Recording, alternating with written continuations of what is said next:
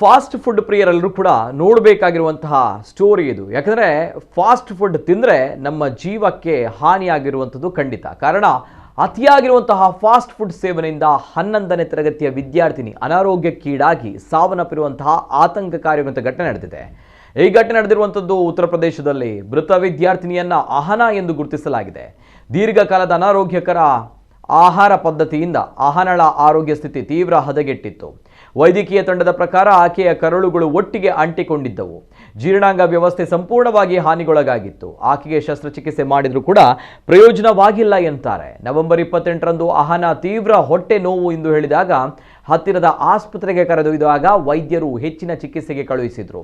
ವೈದ್ಯಕೀಯ ಪರೀಕ್ಷೆಗಳಲ್ಲಿ ಅವರ ಕರುಳಿಗೆ ಹಾನಿಯಾಗಿದೆ, ಹೊಟ್ಟೆಯಲ್ಲಿ ದ್ರವ ಸಂಗ್ರಹವಾಗಿದೆ ಎಂದು ತಿಳಿದು ಬಂತು. ಈ ಸಮಯ ಅವರ ಹೊಟ್ಟೆಯಿಂದ ಸುಮಾರು 7 ಲೀಟರ್ ದ್ರವವನ್ನು ತೆಗೆದುಹಾಕಲಾಯಿತು. ಅಹನಳನ್ನ ದೆಹಲಿಯ ಏಮ್ಸ್ ಆಸ್ಪತ್ರೆಗೆ ದಾಖಲಿಸಲಾಯಿತು. ಅಲ್ಲಿ ವೈದ್ಯರು ಅವರ ಕರುಳುಗಳು ಒಟ್ಟಿಗೆ ಅಂಟಿಕೊಂಡಿವೆ ಎಂದು ಪರೀಕ್ಷೆಯಿಂದ ಕಂಡುಕೊಂಡರು. ಚಿಕಿತ್ಸೆ ಮುಂದುವರಿಯಿತು, ಆದರೆ ಆಕೆಯ ಆರೋಗ್ಯ ಸ್ಥಿತಿ ಹದಗೆಡುತ್ತಲೇ ಇತ್ತು. ಡಿಸೆಂಬರ್ 21ರಂದು ತಡರಾತ್ರಿ ಆರೋಗ್ಯ ತೀವ್ರವಾಗಿ ಹದಗೆಟ್ಟು ತೀವ್ರ ಹೃದಯಾಘಾತದಿಂದ ನಿಧನರಾಗಿದ್ದಾಳೆ. ಅಹನಾ ಬಾಲ್ಯದಿಂದಲೂ ಕೂಡ ಚೌಮೀನ್, ಪಿಜ್ಜಾ ಮತ್ತು ಬರ್ಗರ್ಗಳಂತಹ ಫಾಸ್ಟ್ ಫುಡ್ಗಳನ್ನು ಇಷ್ಟಪಡ್ತಾ ಇದ್ಲು. ಹೊರಗಿನ ಆಹಾರವನ್ನೇ ಹೆಚ್ಚು ಸೇವಿಸ್ತಾ ಇದ್ಲು.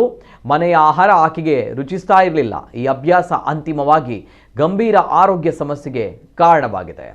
ಫಾಸ್ಟ್ ಫುಡ್ನ ಅತಿಯಾದ ಸೇವನೆ ಜೀರ್ಣಾಂಗ ವ್ಯವಸ್ಥೆಯನ್ನು ವಿಶೇಷವಾಗಿ ಮಕ್ಕಳು ಮತ್ತು ಯುವಜನರಲ್ಲಿ ಗಂಭೀರವಾಗಿ ಹಾನಿಗೊಳಿಸುತ್ತದೆ ಎಂದು ವೈದ್ಯರು ಎಚ್ಚರಿಸಿದ್ದಾರೆ.